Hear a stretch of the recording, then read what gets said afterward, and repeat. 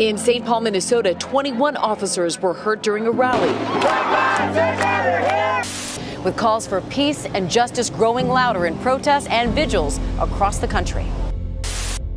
Right around when a lot of the police shootings were happening across the country, I knew the heart of our officers and how that was affecting them and their ability to work. And I also knew the people in the communities and the divide that was growing. Our police chief at the time said, we need to have some way to bridge this gap. We can't do it, but you can.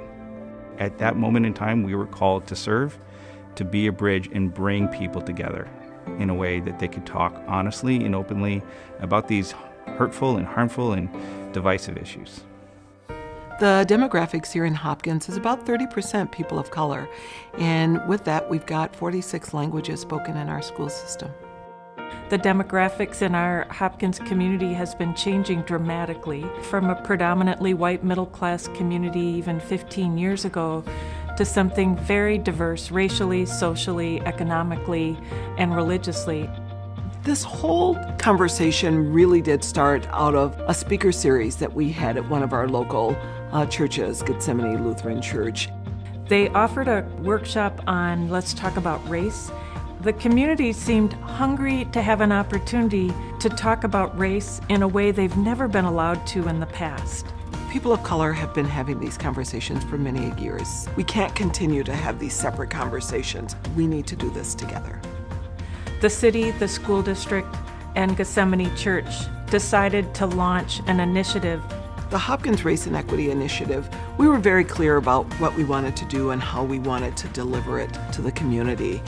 The Hopkins Race and Equity Initiative has hosted a number of community conversations over the last few years. Primarily, they focused on race, how to talk about race with your neighbors. We hosted a session on white privilege, and then most recently, we're hosting a conversation on civility.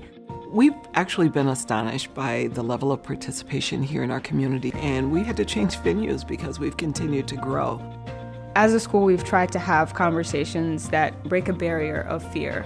Seeing that fear, that is a barrier that stops the police from doing their jobs and minorities from feeling safe.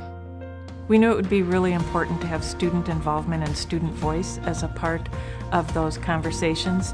So at the very first one, we invited students from Hopkins High School, HHS Response, to come and be table hosts.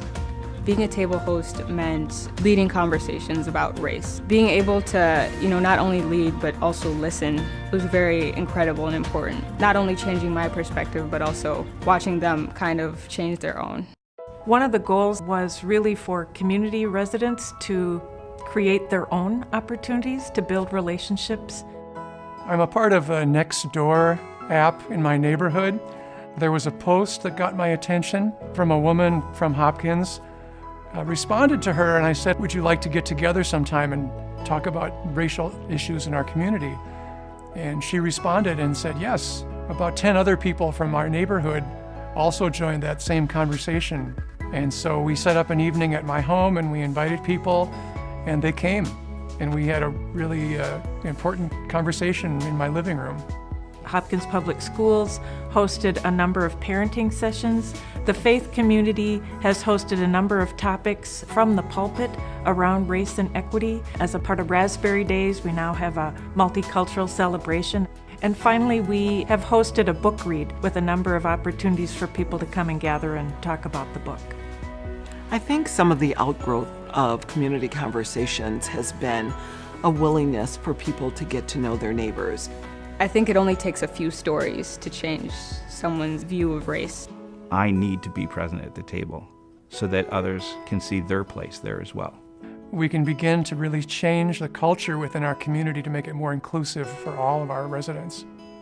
I am so hopeful that we can build this community and show the nation that being divisive and being polarized around race and gender and politics can be overcome.